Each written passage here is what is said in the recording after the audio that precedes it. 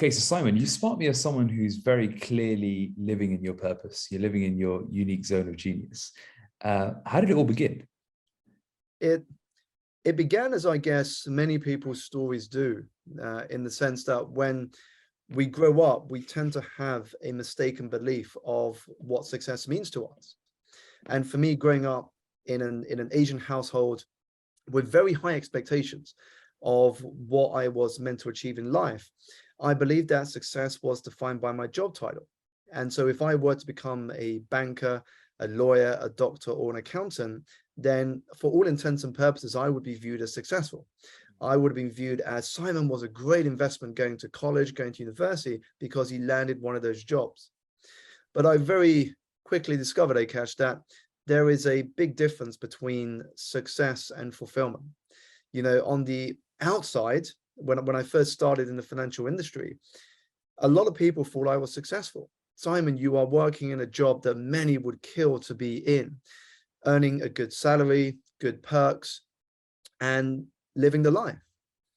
But yet I wasn't fulfilled inside, because I felt that this was actually going against what came naturally to me.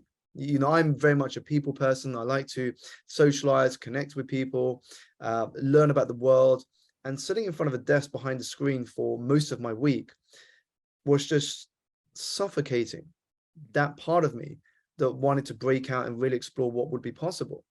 And so in a way, looking back, Akash, you know, the financial crisis was a blessing, actually. It was painful at the time because it happened very unexpectedly. I mean, the crisis really took hold 14 months after I joined the industry. But at the same time, it gave me the opportunity to really ask myself what I wanted to do with my life.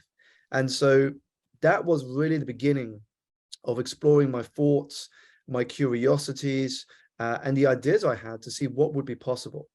And then it was a journey to slowly transition out of the world of work into working for myself. And that in itself has been an adventure. And you talk about a story in the book of that you had a specific trigger moment where you sort of effectively hit rock bottom. Can you describe that and sort of what led to that and why that sort of led you on this path of what you're doing? Because I think it's very linked to why you chose to do what you're doing now. Definitely. So the first job I had was with a company called Lehman Brothers, which collapsed, just over a year after I joined as a graduate. And then when I left that first job, I ended up working for a hedge fund. Now, this hedge fund, again, on the outside, it sounded like Simon was working in a glamorous position in an industry that paid well. But the reality was, because I was only a junior, I was essentially a T-boy. You know, I was getting the seniors their lunches. I was doing the back office and the operational duties that would allow the fund and the company to function. So it was very administrative in terms of the tasks. The biggest downside was that it killed my energy because I was often into the office around 6 or 7 in the morning and not out until 10 or 11 at night. Now, at the beginning, it was fine because I was so excited about this new job. But after a while, it really started to impact my energy to the point that you noted that I shared in the book. I got completely burnt out and I went through a period in which I was lost. I was running on empty, both physically, mentally, emotionally, and spiritually. And it was when my now wife reflected back to me that I had to do something about it. Otherwise, it was really going to impact negatively our relationship. And that for me was a very powerful reminder about the importance of our health. You know, when we're healthy, we have lots of dreams, we have lots of hopes, we have lots of goals. But when we're sick, we're burnt out. We have only one. We want to get healthy. We want things to change. And so for me, it was a huge awakening to begin prioritizing my health. And so when I resigned from that role, I deliberately chose jobs in finance that were much kinder to me from a work perspective, i.e. they were more 9 to 5. They gave me the time after work and on weekends to explore what I really wanted to do long term. Yeah. What do you think drives people to burnout? Especially high performers, because I know you work with a lot of high performing executives. A lot of the listeners here are high performers as well. So yeah, I think there are a number of factors and reasons, but I think when we consider the demographic of high achievers and high performers, It is often because we can mistakenly see rest and disconnection as unproductive. So if I'm not doing something, then I'm not working hard enough, or I'm unproductive, I'm lazy. Whereas I think it's about getting a balance between periods of deep work and periods of intentional rest. We need to find what our rhythm is. I mean, if we're always working without disconnecting and slowing down, then it's only a matter of time before we burn out. But if you're running a business, if you want to achieve a lot in life or in your career, it's really about understanding that you have to be able to last the long distance. You've got to thrive, not just survive, because once you focus on thriving, you begin to understand how important it is to build rhythm into the way you work. And that's what I learned myself. You know, so these days I'm always looking at how can I block out days or hours to disconnect or reset, rejuvenate, and recharge so that I can maintain my energy over the course of months and years. And what's your personal rhythm? I like the word rhythm that you used there. How did you find your balance, and what is it now? That would be really interesting to hear. Sure. Obviously, everyone's different, right? But just for context. But first, to give some context, is that what is considered balance for us will be individual, but also it will and very often is part of our change and evolution. So for example, my sense of balance was different before I was a parent, and it's different now that I am a parent. So before I was a parent, I used to go gym first thing in the morning. Now that I'm a parent, of course, it's spending time with my daughter and being able to drop her off at nursery. And then I would go gym after that. So my order of how I find my rhythm in the day has evolved as life has changed, as I've taken on different responsibilities. So if I look at the rhythm today, for me, it's beginning the day with some moments of mindfulness before I tend to my child. And then once my child is at nursery, I then get a bit of movement in and then focus on what is most important straight away when I sit down to work. And for me, my mornings are the most productive because that is when my energy is at its highest. And then when it comes to the afternoons, that's when I tend to schedule in meetings or catch-ups or Zoom sessions, because on average, our energy tends to dip a little in the afternoons. And then in the evenings, it's time with my daughter. And then once she's in bed, I have about an hour to 2 hours in which I finish off any last bits of work before then going into my wind down routine. And that's because once she's in bed, I've got moments to focus a little more on some work. So Simon, I think we're both of the luxury of we can control our own schedules to quite a big extent, right? So, you know, being able to have the deep work in the morning, the meetings in the afternoon. Like right now, we're recording at 3 p.m. and that's very intentional in that I'm the same as you. For me, it's meetings and podcasts towards the end of the day. But for many sort of executives or especially people who are working in the city, they don't necessarily have that luxury. So how do you approach it for these people who potentially may be listening right now? Sure. Well, I think we can always do something, even it is small. And to get to a balance, it actually requires, when we think about the corporate world, an understanding from those that manage us, but also communication from our side. So I'll explain the two sides. When it comes to managing our calendar, we're very quick at scheduling in work meetings, holiday plans, and social events. But we're not very good at scheduling in me time. You know, just to give an example of how I did so. When I was in my final company before I exited the world of employment, I very often, when it was a quiet day, I would very often block out a meeting room. And in that hour that I blocked out, we use that for me time. So I would go in there, I would maybe do a bit of journaling, I maybe do a bit of planning for the week ahead, or anything else that would take me away from the screens and being constantly bombarded by requests from people. Now, that is something I think we can all do at a minimum.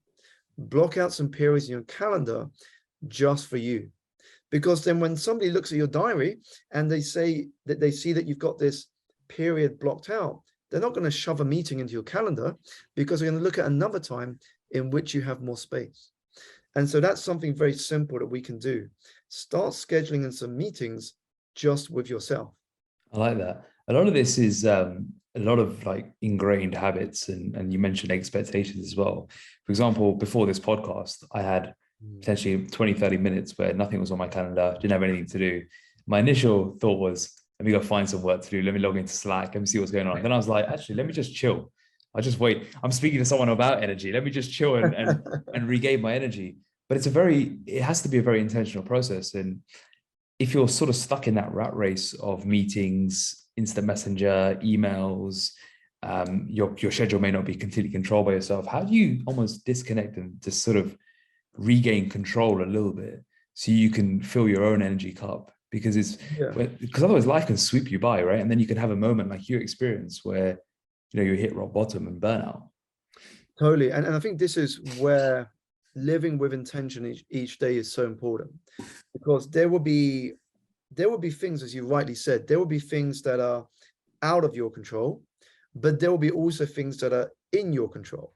Yeah. Now, to start getting more ownership of your day, it's about looking at what is in your control and how can you be better at managing that time and energy first, because that's where your influence is going to lie at the beginning. So let's say you have a lunch hour every day. Now, what most of us do is we might get some lunch, but we bring it back to our desk and we continue to sit in front of our screens. And so what's happening is we're just doing what we did before we went to lunch, except now we've got something in front of us to eat. But actually, we could use that hour or 2 hours, however long your lunch break is, much more productively if we were to be intentional about how we use it. So whether that is at lunchtimes, I'm going to go to a gym class, or I'm going to go walk around my local park, or I'm going to use it to meet up with a friend for drinks. Whatever it is, we need to use those times that are in our control to manage our energy in a way so that when we return to our desk, we do so with fresh eyes. Otherwise, we're just slumping into this sedentary lifestyle that we weren't meant for. And that is completely unhealthy for both mind and body. Well, one thing I really like you mentioned in the book was you got to become your own CEO of Chief Energy Officer. Can you describe the difference between energy management and time management? Because a lot of people struggle with, let alone time management, but it's probably actually an energy issue. Yeah. So can you go through that? Yeah. So the way I see it is that time and energy management are complements. But very often when we think about productivity, we exclusively focus on time management. Now, when we focus on time management and neglect energy management, what is happening is that we assume that our energy is constant throughout the whole day. So when we look at our calendar, we just simply go, yep, I'm going to book out 90 minutes for that at 4 o'clock. I'm going to book out half an hour at 3 o'clock. And suddenly our entire day becomes packed with meetings or things to do without regarding what our energy is going to be like at those times. So if somebody puts into their diary that they are going to do a workout at 4 o'clock in the afternoon, without considering that their energy might be low, there is actually little chance that they're going to follow through with that, because you need so much more willpower and discipline to actually go to the gym at the end of the day than at the beginning of the day. But once we start to understand our energy, at what periods do we have higher levels of energy? At what periods do we have lower levels of energy? And then work with our body, not against it. What happens is that we start scheduling in things at the times that work best for us and our energy. So just some practical implementation for the listeners. You've mentioned understanding your definition of success and understanding your energy levels. A lot of this comes down to self-awareness and being able to cultivate the self-awareness to know what your definition of success is and how you vary in your energy throughout the day. What sort of questions should people be asking themselves right now to answer those two questions of, when am I at my best? What is success for me? What are the expectations that I'm carrying from before, etc.? Like, what are some practical questions that people can start answering for themselves as soon as they put this podcast down? Sure. So I think the very first question we can ask is at the beginning of each day, and this helps with prioritization, is how will I know that today will have been a productive day? Now, it's a very simple question, but again, this would differ for each of us. But how will I know that today will have been a productive day? Now, when you write your thoughts down, limit it to just 2 or 3. Because what tends to happen is many of us write a long list. It'll be productive. I've done this, I've called this, I've sent this email off, I've called this person. What's happening is you're setting yourself up for failure because your mind is thinking all of these are urgent with the equal priority level, that you've got to tick all of those boxes. When in reality, not all of them are as urgent as each other. So by limiting it to just 2 or 3 things, if I only did 2 or 3 things that would make me feel productive today, what would they be? Now that means is that once you've done those 2 or 3 things at the beginning of the day, whatever happens, you've already had a productive day. Anything else is a bonus. But it begins with awareness on how will you know you've had a productive day. Now, that of course will be informed by your definition of success. So there's a long-term and a short-term play here. The long-term play is, what does success mean to me? And what sort of impact do I want to have in the world? That feeds into your vision. You know, what is it that you want to give back to the world? How will you know that you've left an imprint on the world? Now that will then feed into your short-term goals and actions. How will I know this week will have been productive? How will I know today will have been productive? If they are fed into your vision, if they are fed into your version of success, that's when you know you're making progress. What's your version of success? For me, one word: legacy. Legacy. Now, when I think about legacy, it's not just the people's lives I've positively impacted, but it's about the quality of my children. Because I think that children are the bearers of what you have created. Because we don't get to live beyond a certain age. We all have a short time on this earth. But if we can teach our children the lessons that we weren't taught growing up, then they become people that are able to continue what we have started. And for me, that is all about legacy. What are some of those things that you feel like you really want to pass on to your children? What defines, you said, quality of your children? Yeah. What does that mean? When I think about quality of my children, it's about who they are as a person, i.e., the values of integrity, respect, kindness, love, and pursuing what is true to you. Because I think so many, when we look at society, so many are living as if they're never going to die. And they'll get to a point where they will die having never really lived. And I don't want that to be a scenario for my children. I want to give them the space to explore what they're curious about at an earliest as possible stage. Yes, work hard, but work hard in something that brings you joy. How much do you think about death? If I'm honest, not as much as I used to, because I used to think about it as something that was scary.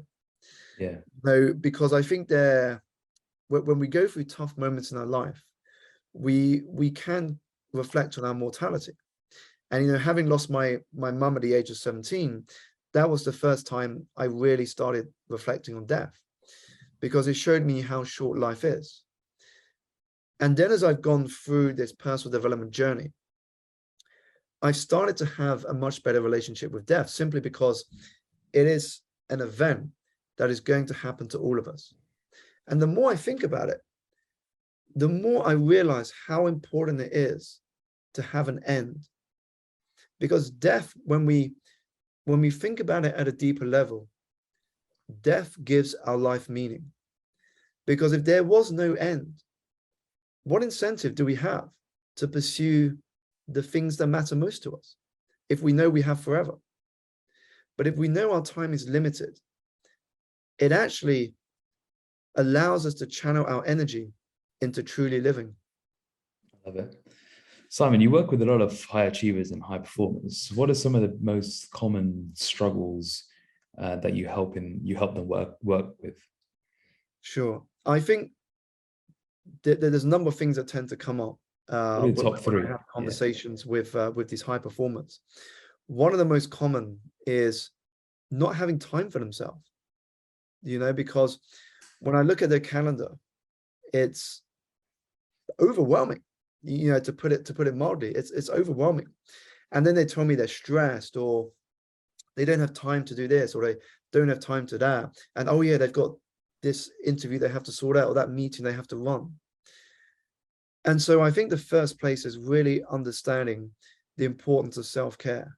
Something that I think many of us, especially high performers, can neglect on the path to the next title, the next promotion, getting to the top of whatever there is that we tend to neglect rest, sleep, exercise. Those things are often the first things to go when we look at how ambitious we are in terms of achieving some of the career goals we have. And so that is a common one. The feeling of being stressed, the feeling of not having time for oneself. And the other one is the fear of being wrong, the fear of failing, especially the higher they are in an organization. Because when you're at the bottom, you are one of, I don't know, hundreds, maybe thousands of employees. But the higher you move up an organization, the more naked it can feel when things go wrong. Because now there's no one else to blame. When you're one of hundreds of thousands of employees, well, the department takes the blame. Now, as you move up, if you're the head of the department, then guess who's going to take the blame when a department gets called to account? You're the one that has to explain what went wrong. And so I think that often people at the high levels of management in organizations not only have this fear of failing and not succeeding, but also there's the issue of politics. What if someone is trying to set me up to fail? What if this person is trying to get my job?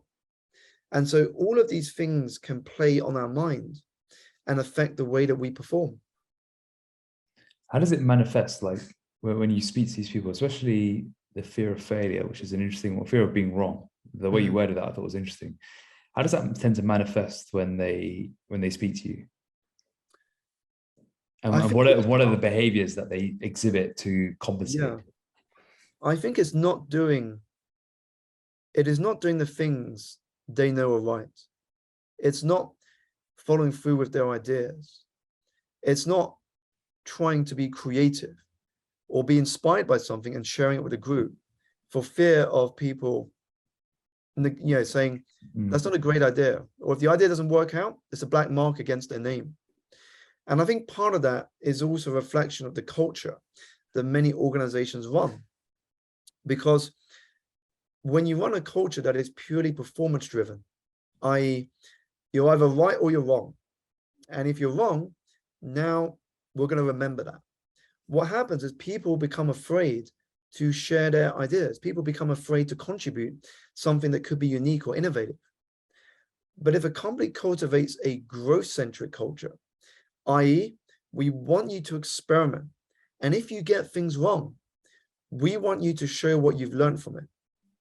Now, if there is a space that allows people to get things wrong, to try, to fail, but to come back stronger, I think that would encourage more people to actually be open to realizing that failure is always a necessary step to true success. Yeah, there's an example I think Jeff Bezos said, and you include it in the book, right?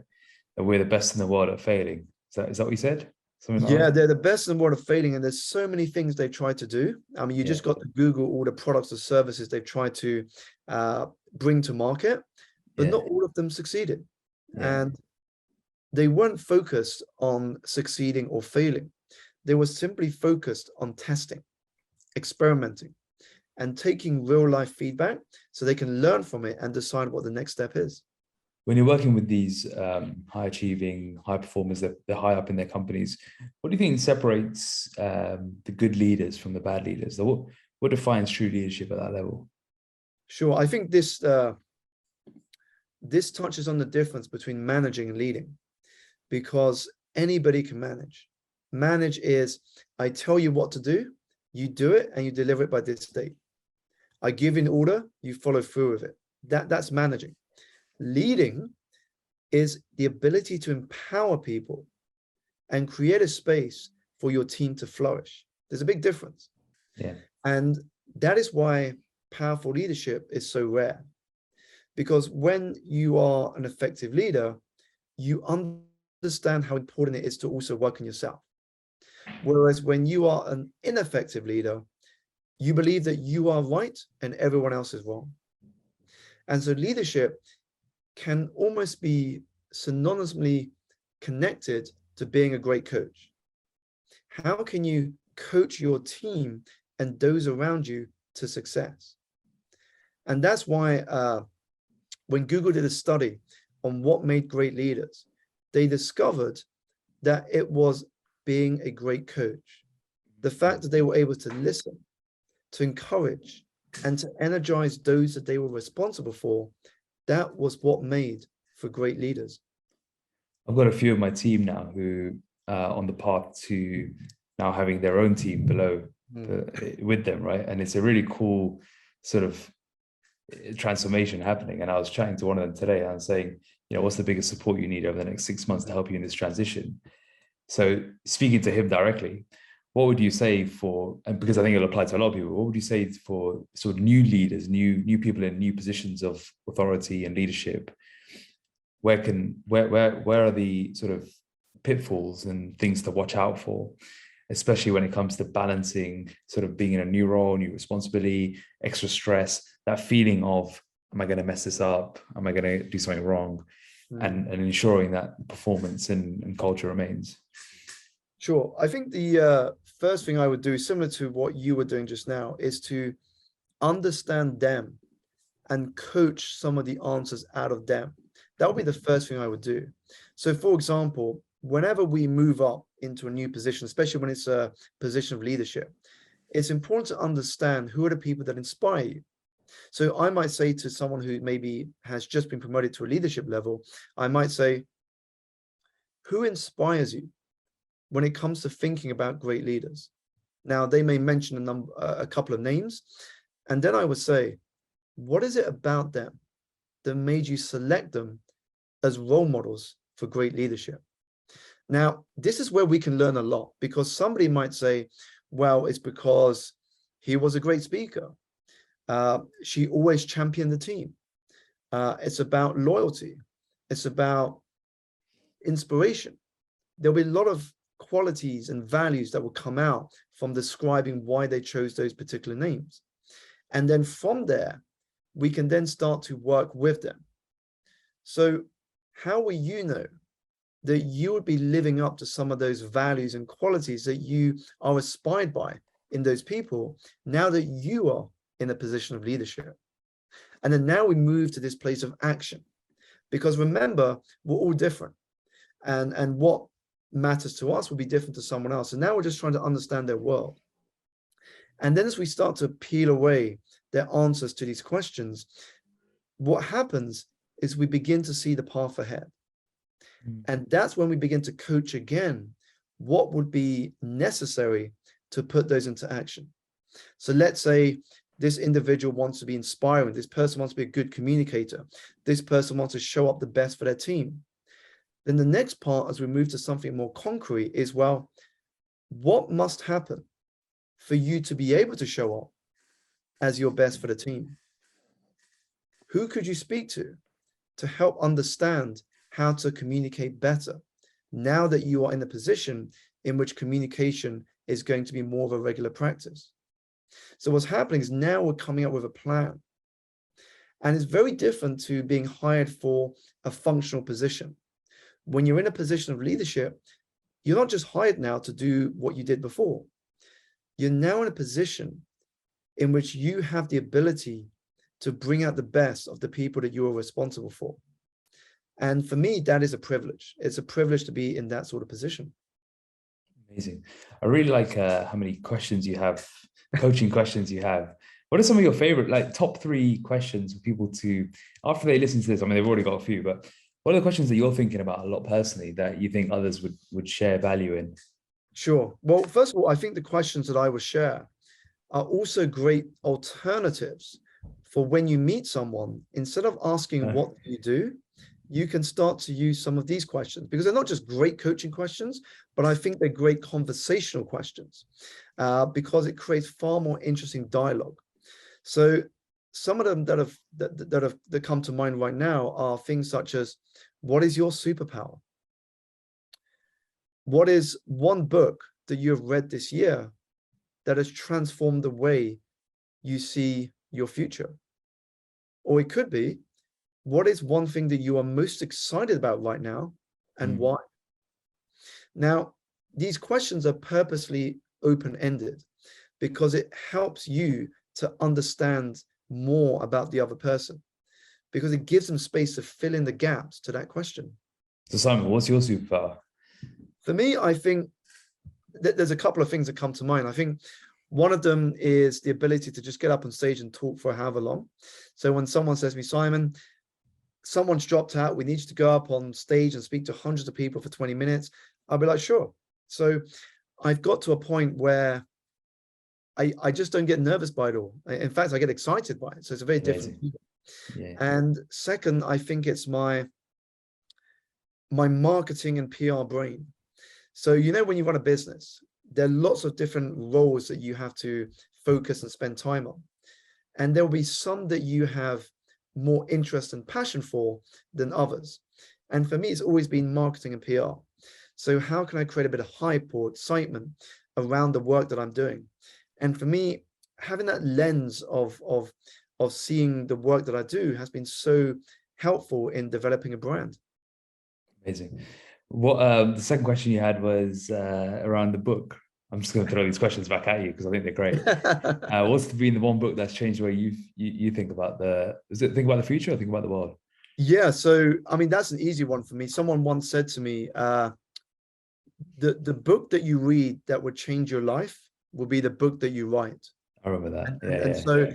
And so the obvious answer for me is my own book, because that has literally transformed the way I see what is possible. I mean, it has opened up so many opportunities and doors and avenues that I could never have imagined before.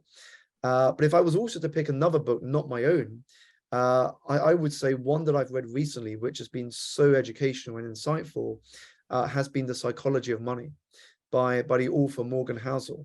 Okay. And that was a brilliant read, and has really got me thinking about our relationship with money. Amazing. And what are you most excited about right now? I am most excited about September because I get to fly to Dublin to speak to an audience. I then later the same week get to fly to Dubai to speak to an incredible group of people across the Middle East.